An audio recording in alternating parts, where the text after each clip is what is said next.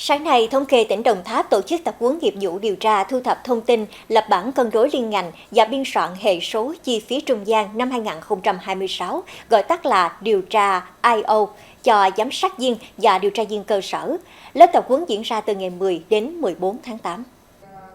Nội dung tập huấn tập trung vào phương án, kế hoạch điều tra, phạm vi đối tượng, phương pháp thu thập thông tin và hướng dẫn ghi chép các loại phiếu điều tra đối với doanh nghiệp, đơn vị hành chính sự nghiệp, cơ sở sản xuất kinh doanh, hộ sản xuất và các tổ chức có liên quan.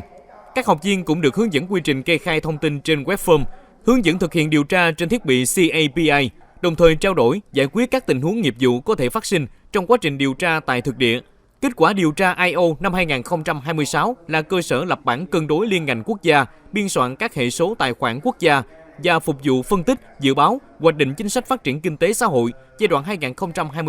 2026-2030.